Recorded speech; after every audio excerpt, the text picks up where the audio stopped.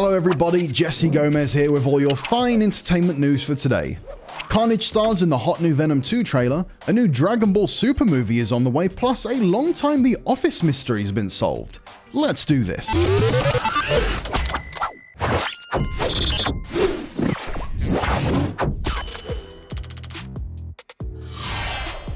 This week has kicked off with an action-packed trailer for Venom 2 or Venom There Be Carnage, which, funnily enough, features iconic villain, well, Carnage. There's lots to delve into for those looking for some hot symbiote-on-symbiote action, which kind of sounds gross, but what will catch fans' attention most are the unique abilities Carnage has up his sleeve.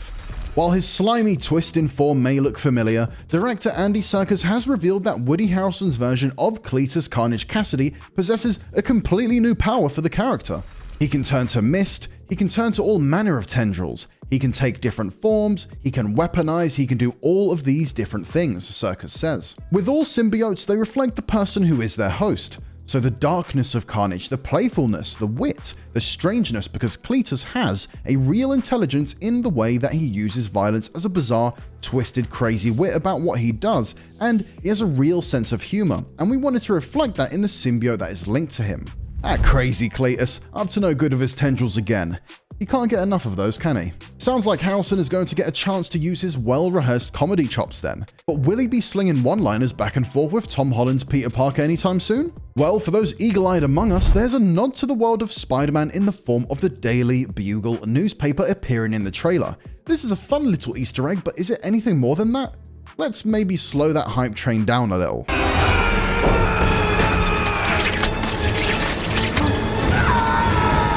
Venom 2 is certainly flirting with the idea of a Spidey-filled world, but a full-blown relationship with the MCU still looks unlikely for the Sony Marvelverse. This is due to numerous legal and financial reasons that we frankly just don't have the time to cover in this 5-minute video. Who knows though? Ex-Spider-Man Tobey Maguire is already rumored to appear in Spider-Man No Way Home later this year, so maybe he'll pop up here too. He did already try the Venom symbiote suit out for himself back in 2007 after all, and who could forget about that?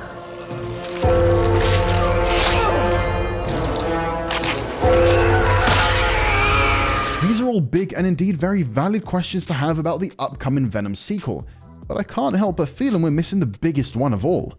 What words is Eminem gonna try and rhyme with Carnage for the movie's song this time around? Good luck with that one, mate. You're certainly gonna need it.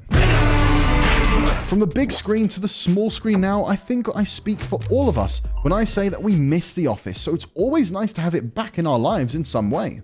Well, after 13 years of wild theory and speculation, a long-time mystery has been solved. And no, it's not the full recipe for Kevin's famous chili. At least once a year, I like to bring in some of my Kevin's famous chili. It's probably the thing I do best. But instead, the formerly anonymous sperm donor for Jan Levinson's baby. The list of possible names was endless, and my money for one was on Creed Bratton. But it turns out the truth was in many ways even more bizarre. As reported by EW, Jenna Fisher and Angela Kinsey shared this behind-the-scenes story on their Office Ladies podcast while discussing the season 4 finale, Goodbye Toby. In the original script for the episode, Kinsey explained how this cutscene would have played out and how Jan would have told Michael Scott that former tennis star Andy Roddick was the sperm donor and father of Astrid Levinson. The tennis player? Michael asks. Well, it's a little more than that. He's the 6th ranked player in the world and he's won 4 Grand Slams, Jan responds. Fisher continued by saying that Roddick was a good friend of Rainn Wilson and would frequently visit the set during filming. I have to imagine that the reason they wrote it as being Andy Roddick's sperm was a little bit of a nod to Andy, who has an amazing sense of humor. I am so sad for his sake that this did not stay in the episode. We're sad for Andy too, and although The Office wasn't without its fair share of great punchlines, we would have loved to have seen this one. Would he have swapped those 4 Grand Slams for his moment in the spotlight on the show? I guess the ball's in his court on that one. Roddick was known for his powerful serve, but could he have returned a Dragon Ball? While it's unlikely to say the least that he'll be making an appearance in this beloved property, a new Dragon Ball Super movie has been announced. In honor of Goku Day, Toei Animation and Akira Toriyama revealed that a new Dragon Ball Super film will be released in 2022. While not much was revealed about this second Dragon Ball Super movie, Toriyama did share a message to fans and let them know to be prepared for some extreme and entertaining bouts, which may feature an unexpected character. Wait, maybe I spoke too soon. This announcement should come as no surprise, as Dragon Ball Super Broly had Funimation's biggest ever US box office opening in 2019. The movie has earned over $120 million in the worldwide box office.